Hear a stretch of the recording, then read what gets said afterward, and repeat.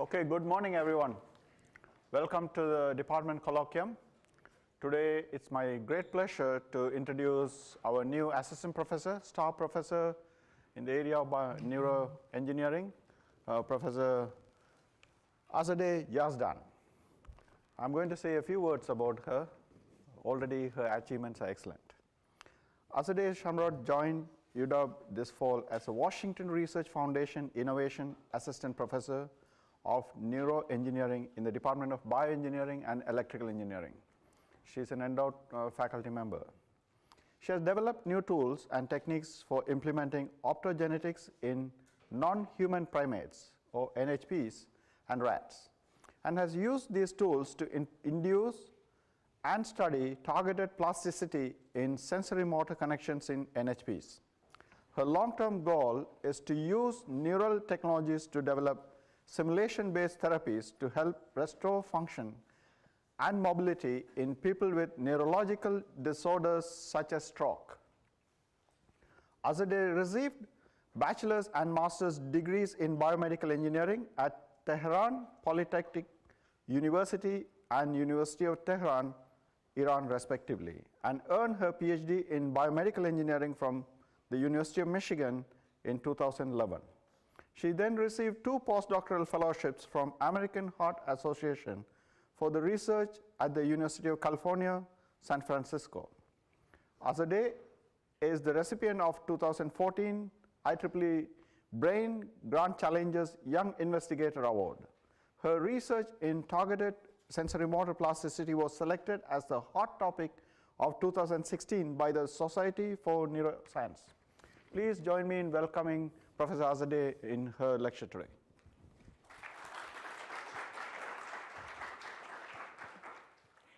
Hello, everyone. Thanks a lot for the nice introduction, Radha. So as he mentioned, I just started this fall, and the focus of my lab is on developing novel neural technologies and using them for neurorehabilitation. And today I'm going to talk to you about the work that I did during my postdoc, which was a great example of this research. So I built a novel neural interface, and then I used that interface to study how we can change connectivity across different brain areas. And so, as you can see here, the title of the talk is A Large-Scale Interface for Optogenetics in Non-Human Primates with Application to Sensory Motor Cortical Plasticity. So what is my motivation for doing this research? There are about 1 billion people worldwide that suffer from some kind of neurological disorder. And I have listed some of them here: stroke, Alzheimer's, epilepsy, Parkinson's. And this number is shockingly high. And statistically speaking, it means that a significant number of us in this room will probably have to deal with some kind of neurological disorder in our lifetime. And these disorders not only affect our quality of life and lifespan, but are also associated with a lot of cost. In the 20th century, with the development of pharmaceuticals, there was a lot of hope to treat these disorders. However, as you know, pharmaceuticals have not been as effective as people had hoped for, and often they are associated with serious side effects. More recently, people have used neuroengineering techniques to directly manipulate the brain, and such as using electrical stimulation. And indeed, some patients have benefited from electrical stimulation, such as patients with cochlear implants, deep brain stimulators, or spinal cord stimulators.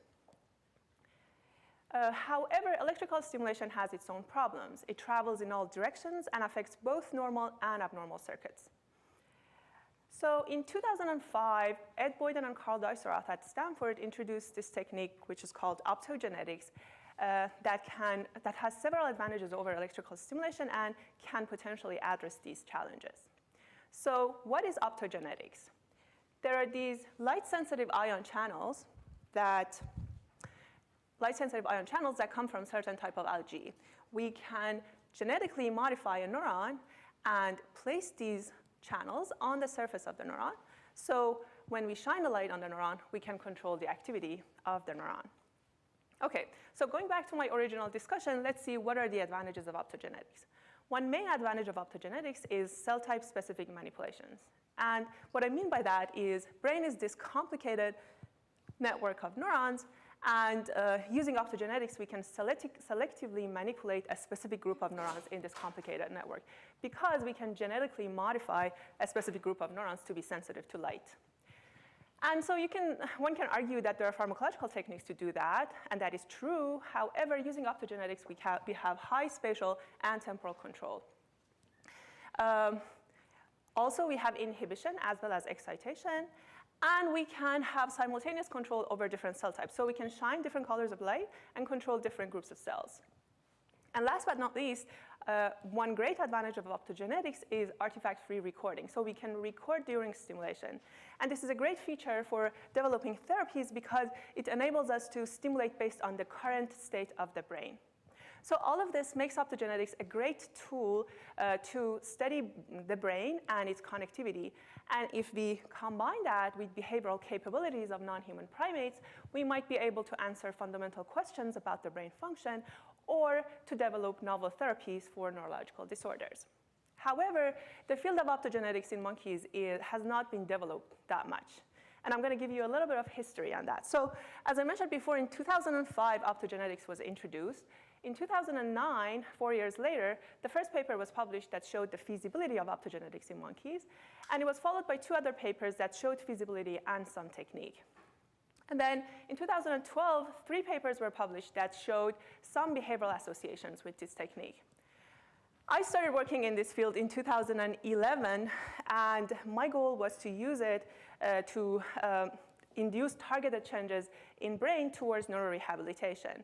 And as you can see here, back then, there was not much that had been done in this field. So I had to basically implement my own interfaces and come up with like my own techniques. But before I move forward and tell you about my interface, I want to say that even to this date, there are about like 25 publications in this field. And this small number of publications is partly due to the difficulty of running experiments with these animals, but also it shows that to conduct long-term experiments in these animals and to take full advantage of the potentials of optogenetics, we still face a lot of challenges. And I'm going to talk about some of these challenges today. So in particular, these animals have much larger brains in comparison to the other animal models. And one major challenge is to achieve expression across these large brain areas. It is not practical to have transgenic monkeys. And so we need to achieve optogenetic expression via viral delivery techniques. So we need to have efficient viral delivery techniques for these animals. And also, we have to have stable large-scale recording and stable optical access. The majority of the papers that are published in this field have used optrodes as their stimulation and recording setup. And so here I'm showing a photo of a tip of an optrode. So optrodes are fiber optics that are attached to a microwire. And the fiber optic is used for optical stimulation, and the microwire is used for neural recording.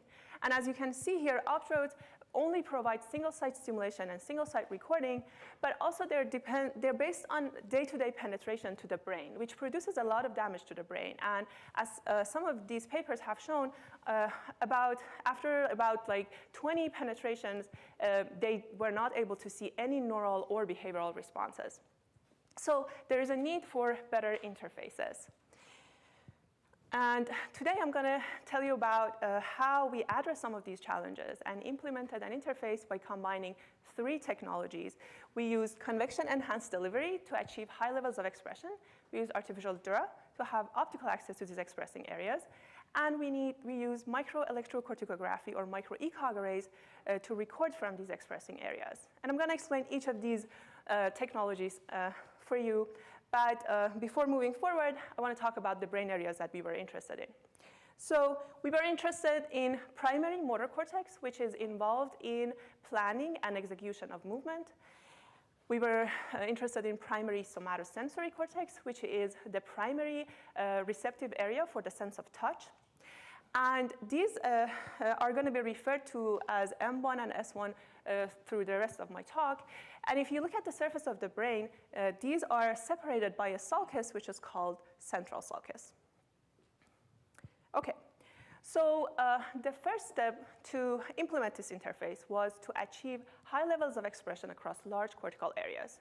And to do that, we use a novel infusion technique, which is called convection-enhanced delivery. This technique was developed by the Banquets Lab at UCSF for other gene therapy applications. So I'm going to give you a little bit of background on that.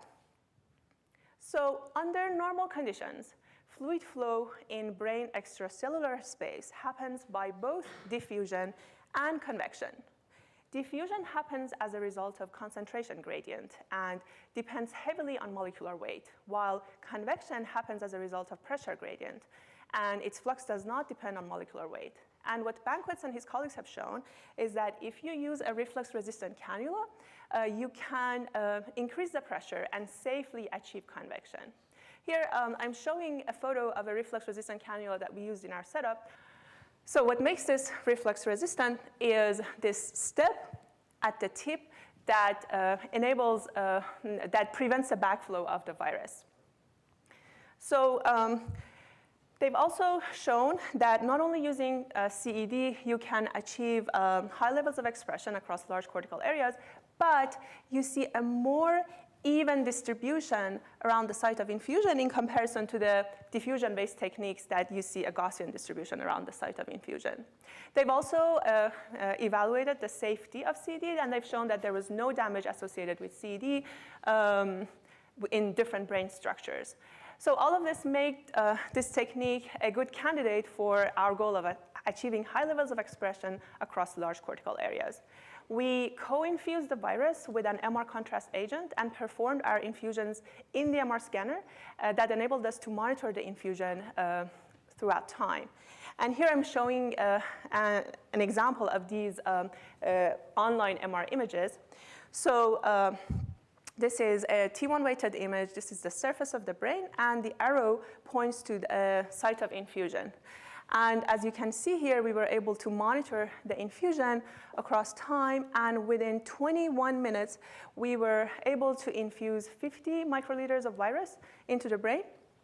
And to just give you an idea of this, if we wanted to do this, if we wanted to infuse the same amount of virus and cover the same area of the brain with the conventional techniques, it would have taken us tens of hours through multiple days. So this was like a huge step forward.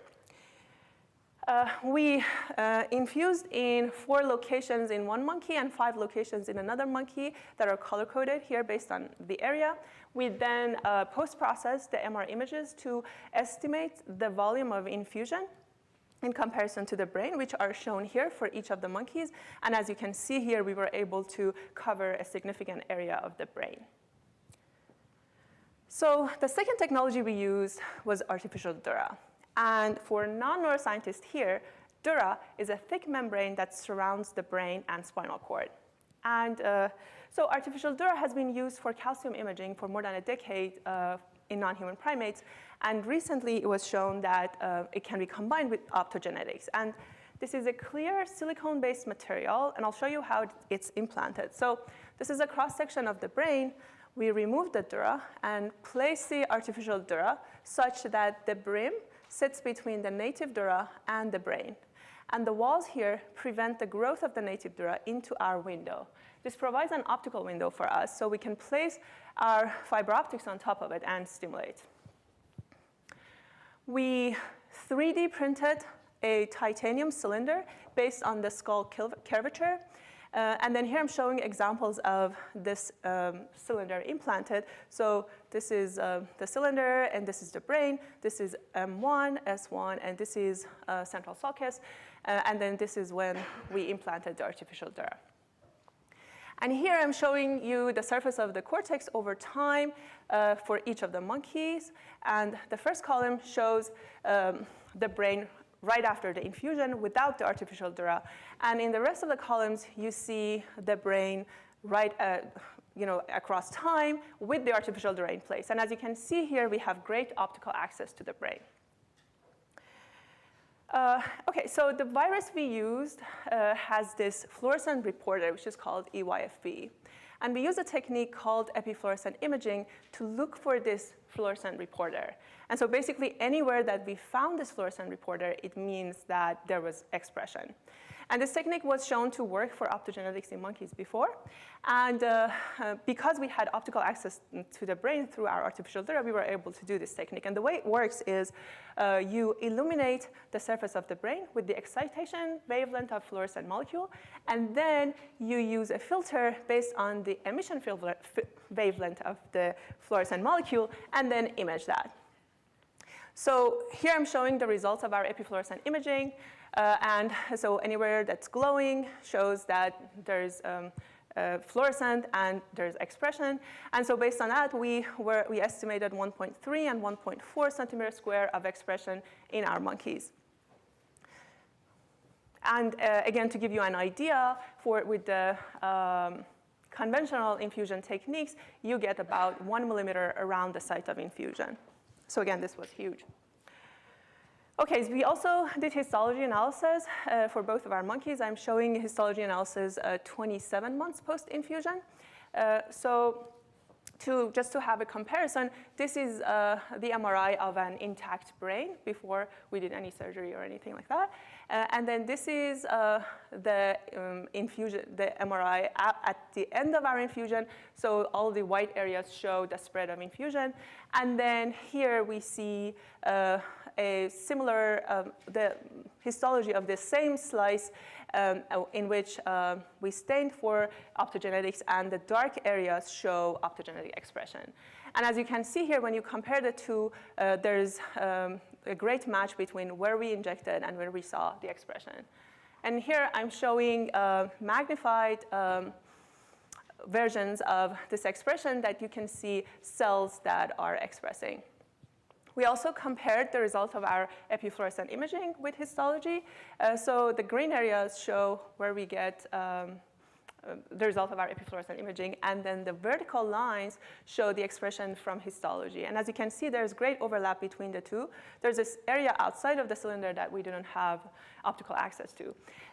But this is a very important result because it shows that we can estimate the area of expression in vivo, and we can keep the animal alive for a long period of time. Also, it's important if we want to use this technique for humans, so then we can estimate where we have expression. And as I mentioned before, one of the great advantages of optogenetics is cell type specificity. So we can use promoters to only modify a specific cell types, which here I'm showing it's CAMK2 promoter that we used that was targeting excitatory cells only. And so we did extensive histology analysis to look see if there were other cell types that were expressing. And we didn't find any other cell type except for excitatory cells. So I'm showing just one example of these histology analysis. So the green staining is for optogenetics, and then the red is for a particular inhibitory neuron. And as you can see, there's no overlap between the two. And so this shows that we achieved cell type specificity as well. Okay, so the third technology that we used was micro-electrocorticography, or micro-ECOG arrays. ECOGs are electrodes that are placed on the surface of the brain and provide recording from the underlying neural activity. And they provide several advantages over penetrating electrodes. They don't damage the brain because they don't penetrate, and they also provide recording from much larger areas of the brain. And so using them makes our interface more stable. So we designed semi-transparent micro-ECOG arrays that we could place on top of the expressing areas, and then we could place our fiber optics on top of it and stimulate.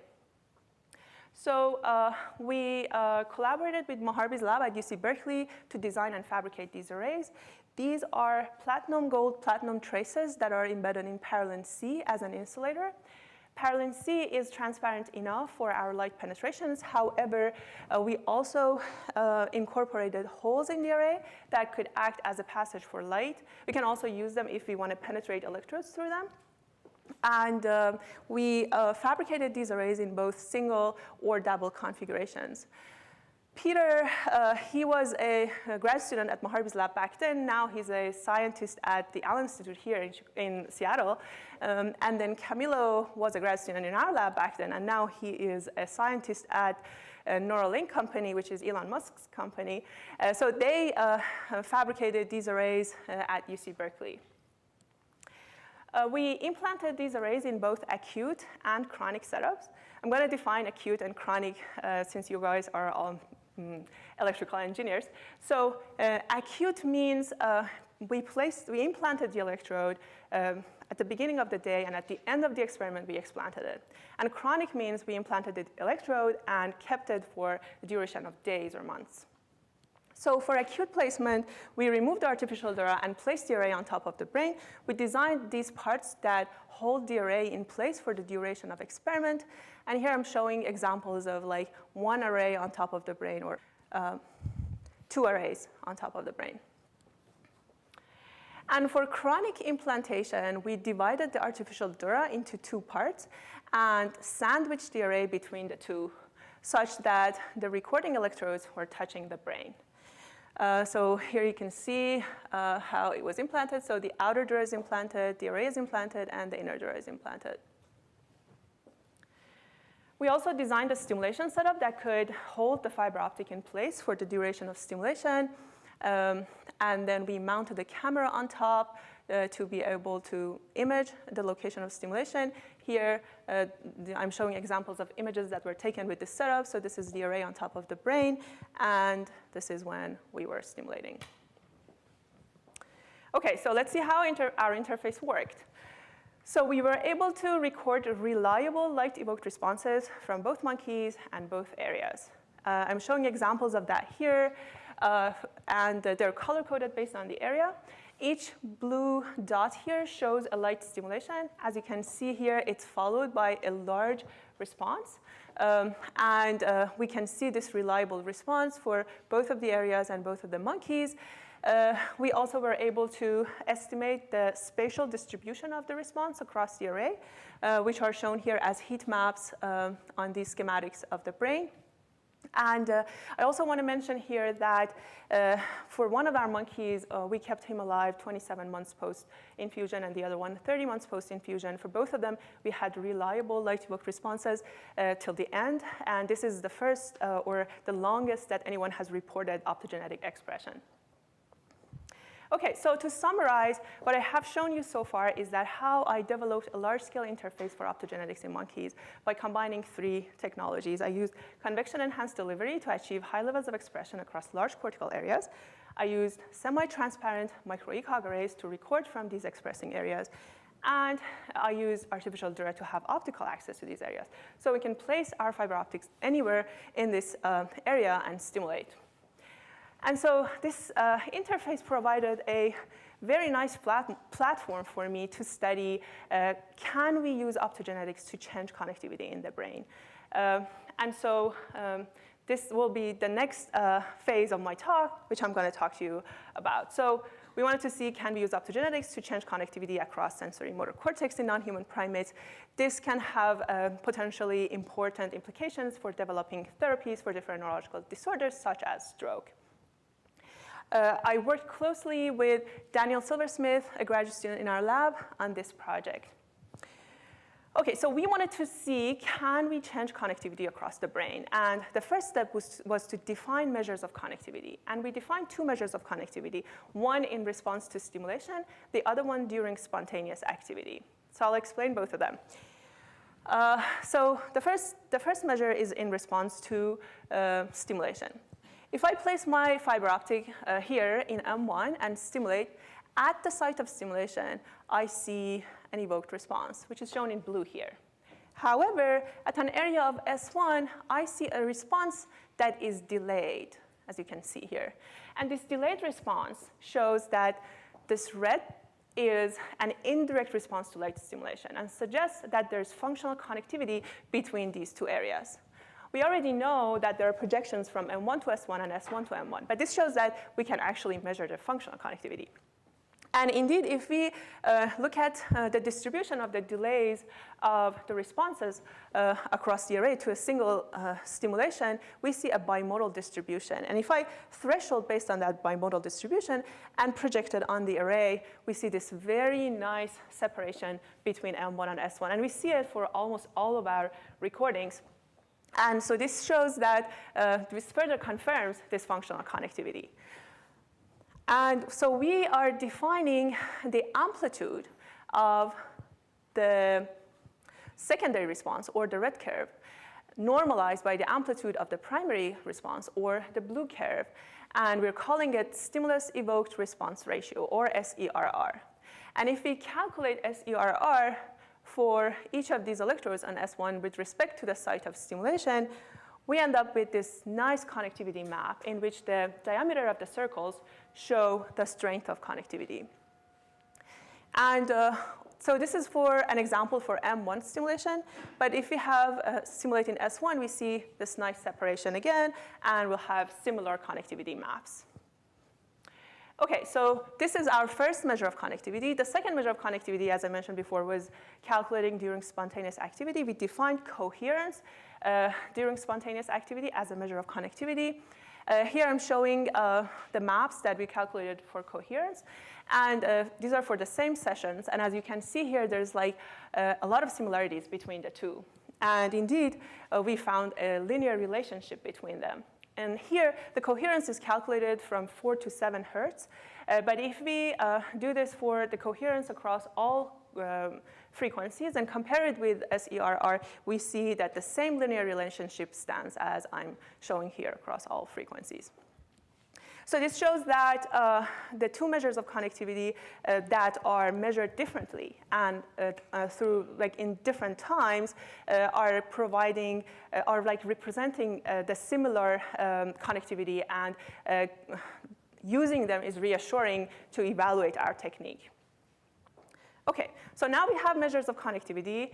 As I mentioned before, we wanted to see, can we change connectivity? And so we designed our experiments based on Hebbian learning model. And Hebbian learning model says that neurons that fire together wire together.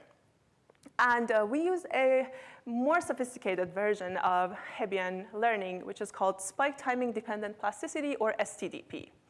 And STDP says that the relative timing of firing of a presynaptic and a postsynaptic neuron is critical in what happens to their connectivity.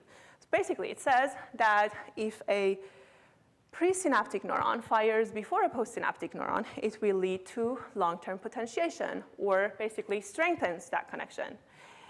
But if a presynaptic neuron fires after a postsynaptic neuron, it will lead to long-term depression, or weakens that connection.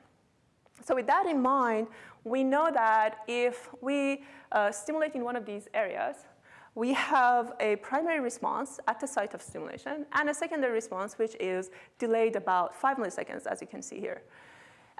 So this shows that if we keep stimulating here, there's a presynaptic neuron that's firing and a postsynaptic neuron that's firing 5 milliseconds after, which puts us in this area of STDP curve and shows that if we keep stimulating here, we should be strengthening this connection. And so that's how we designed our experiment. And before I explain the stimulation protocol, I want to say that these experiments are extremely difficult and time-consuming. So when we were designing them, we wanted to make sure that we're collecting as much data as possible. So we were using either 1 or 2 lasers, but when we had 2 lasers, we were separating them enough in time that there were no overlap between the evoked responses, and we could treat each laser independently. So as I'm showing here, when we were stimulating, there was like a long latency of about like 100, either 70 or 100 milliseconds that between the 2 lasers. So each laser could be treated independently. And then so we defined a baseline period in which we were able to calculate or estimate functional connectivity. The baseline consisted of record and test. The record was providing us spontaneous activity, which we could calculate coherence. And the test was giving us the measure in response to stimulation, or SERR, as I mentioned before. And then we had conditioning blocks of 10 minutes. And this whole block was repeated 5 times. So in total, we had 50 minutes of conditioning. OK, so let's see what happened after we stimulated for 50 minutes. So this is the initial connectivity map that I showed you before. And after 50 minutes of stimulation, The white circles show the post-stimulation. As you can see here, we were able to strengthen the connectivity significantly. And so here I'm showing 2 examples, but if we look at all of the sessions across both monkeys, we see that there was a significant increase when we were stimulating in S1 or when we were stimulating M1 in comparison to no change for no stimulation. And we saw the same thing for coherence, that there was a significant increase. However, for coherence, we only saw a significant increase, as I'm showing here, at the stimulation frequency. So we only stimulated at 5 hertz, and we don't know if this change is happening at our stimulation frequency, or there's some other phenomenon that's happening at low frequencies that's represented here. And so that needs to be further investigated. So here, to this point, we showed that, yes, using optogenetics, we can change connectivity between different brain areas. But this is at a gross level. So we are showing that we are strengthening connectivity between M1 and S1 and S1 and M1. But when we were looking at the fine scale changes, when we were looking at what is happening between like these pairs of electrodes, the changes were heterogeneous. So sometimes there was an increase, sometimes there was a decrease. And so it was difficult to make sense of what is happening. However, as I mentioned at the very beginning, one of the great advantages of optogenetics is that we can record during stimulation. And so we can see what is happening during stimulation. So what we did was we calculated coherence during stimulation of each electrode with all of the other electrodes across the array. So this is an example of one of these maps, which is the coherence of that particular electrode with all of the other electrodes across the array. And so we placed all of these maps across the array. So this is what is happening during stimulation. Then we looked at what happened, the change in baseline after stimulation. So we looked at to see how the network changed after stimulation. And here is, again, like a magnified version of one of these maps. And the remarkable result that we found, and as you can see here, is that these maps, like these ones, or if you look at the color pattern in these two, look very similar. And we found a linear relationship between the two, which this is one example, but it was consistent across all of the examples and all of the examples for both monkeys. And so this is a very intriguing result because it shows that whatever is happening during stimulation is changing the network. And so remember Hebbian learning was saying neurons that fire together, wire together. Here, we're forcing some of the neurons to fire together, and now here we see that they end up wiring together. And, but as I mentioned before, these are very simple stimulation paradigms. So it was either one laser, or even if there were 2 lasers, the lasers were far apart that there were no overlaps. And we thought, OK, so what happens if we use more complicated patterns of stimulation? And so we reduced this latency here between the 2 lasers to be about 10 or 30 milliseconds so that there will be overlap between them. And I show you what I mean by complicated responses. So if I have 2 lasers here, and if we look at the areas that are in between these, we see a response that is more complicated than the previous responses. So we see the first trough here is because of the first laser, and the second trough is because of the second laser. And so you see that not only there is a more complicated response temporally, but also across the array, this affects different areas differently, which makes the response spatially complicated as well. And so if we were to compare what happens to the connectivity between M1 and S1 by comparing SERR pre and post, as you can see here for these sessions, there was no consistency. So we were seeing increase in some and decrease in increase in some and decrease in the other ones. And so we were not able to make any conclusions of that. However, if we compared the stimulus-evoked coherence versus change in baseline coherence at the fine scale, we still saw that the similar linear relationship was valid, which means that no matter how complicated our stimulation pattern was, we were able to predict how the network is changing based on our input to the network. And so this is a very, very exciting result because it shows that we can use very complicated patterns and change the network in very complicated ways that can be used for basically neurorehabilitation applications. And so to conclude, what I've shown you is that I developed a large-scale interface by combining 3 technologies, and then I use that interface to see can we change connectivity across different brain areas. And we showed that we can strengthen the connectivity between motor and somatosensory cortex, and we showed that at a fine scale, these changes are heterogeneous, but we can basically predict the changes by the input to the network, which is consistent with Hebbian learning models. And so this work, as I mentioned at the beginning, was done at UCSF at Flip Sabi's lab. And this is a very nice teamwork, and a lot of people help with this.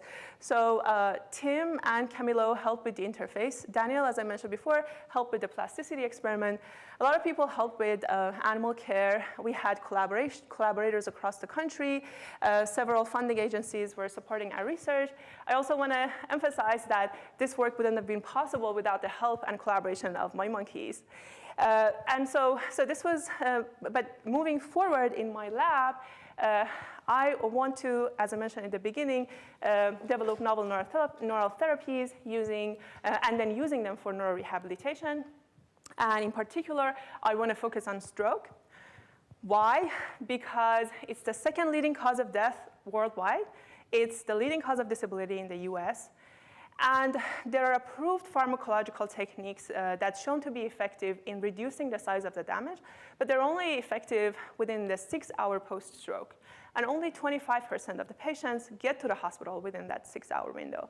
But regardless of, for both patients, that the ones that get to the hospital within that 6-hour window and the ones that don't, the function of the damaged area is lost. And so we need to have treatments to recover that function. And the current treatments provide modest benefits. People have used neuromodulation techniques such as magnetic stimulation and electrical stimulation. However, their effectiveness has been a matter of debate. In particular, these stimulations are not specific, and they affect large regions of the brain. Also, the dynamics of neural activity and behavior are not incorporated in generating these stimulation protocols, and the underlying mechanisms of stimulation plasticity are not well understood. And as I mentioned throughout my talk, optogenetics has a potential of addressing these challenges. So it not only provides high spatial and temporal control, but it goes a step further, and it enables cell type specific manipulation. So it enables us to have a better understanding of what is the role of each specific cell type in these changes. And also it provides artifact-free recording that enables us to stimulate based on the current state of the brain. So what I want to do is to develop efficient stimulation-based therapies for stroke. To do that, we need to have stable large-scale interfaces. We need to do these in animal models that are close to humans. And we need to have a firm understanding of the underlying mechanisms of stimulation-induced plasticity. These are the 3 research thrusts in my lab, and I'm going to explain each of them briefly. So as I mentioned before, I developed a large-scale interface. I am working on optimizing this interface. So for example, by incorporating micro-LEDs in the micro-ECOG array, that makes this interface more stable, or to incorporate depth stimulation and recording, or to have multicolor optogenetics. So we can stimulate different colors of neurons simultaneously and control different cell types with different colors of light. And then, as I mentioned, I want to do stroke studies in NHPs. The reason for that is there has been a lot of rodent work in stroke. However, there has been discrepancies between rodent models and human work. So there's a need for an animal model which is closer to humans. So using the large-scale interfaces that we're developing, we have high spatial and temporal control and also activity-dependent stimulation. And so using these, I'm going to give you an example of one of the projects that are going on in the lab. So for example, using my interface, we can record from an area of M1 and stimulate in another area of S1, and we can see, can we strengthen these connections. And this is partly already done, as I showed you before. And then we can stimulate at an area that is not connected and see, can we induce new connections. And so this has important implications for stroke because, for example, if there's a stroke but there's some residual connections, the first one shows that we can strengthen the residual connections. Or if there's a big damage, we can induce new connections. However, here, there's no stroke, there's no damage, right? So I am developing a stroke model based on an established stroke model in rodents, which is called a photothrombotic technique. This technique works based on photoactivation of a photosensitive dye. So the way it works is that you inject a dye IV, and then the dye will be everywhere on the bloodstream. Then you can shine a light on the brain, and then the dye will react to the light and create singlet oxygens and creates thrombosis around that area and stops the blood supply to that area and then produces a stroke. And so they have shown in rodents that the size of the stroke is limited to the size of the light source. So we can induce very small strokes. So going back to the experiment, we can induce a damage here and then stimulate and see, can we induce new connections in the presence of a stroke. And because these strokes are very small, we can induce multiple of them and then do this in a smaller number of animals and use smaller number of animals because monkey work is very expensive. And so here I'm just showing one example, but you can imagine that a combination of optogenetics, my interface, the photothrombotic technique, and the behavioral capabilities of non-human primates gives us a lot of room to explore in this space.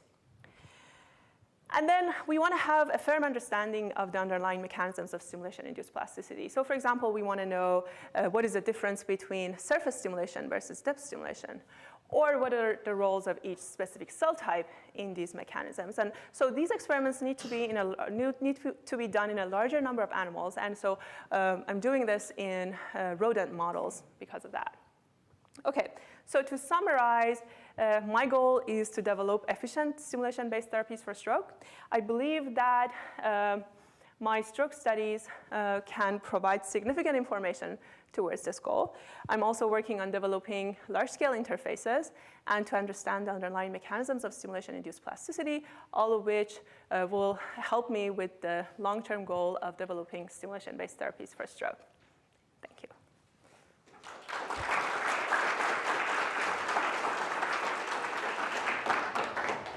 Thank you very much, Azadeh, for an excellent talk. Do you have any question for Azadeh?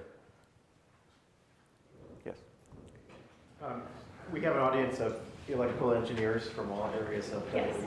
What are some opportunities for our EE students to become involved in this type of research? You've got an engineering part and also a neuroscience part. Yeah. So actually, there's a lot of opportunities for the.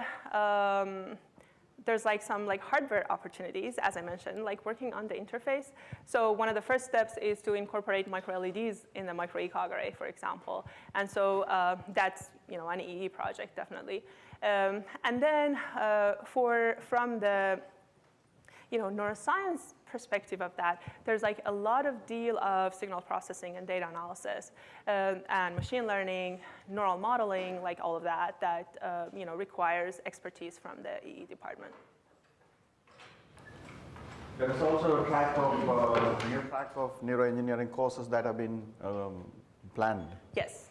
So that's good. I have a question for you. Yes. So the experiments that you are doing here are directly connected to animal side. Yes. John Hopkins group has talked about this brainlets kind of structure where not full brain but smaller structure where the experiments can be done. I mean, I know it's just probably a beginning. Yeah. How does that relate to, does it help, or can you do experiments on those as well?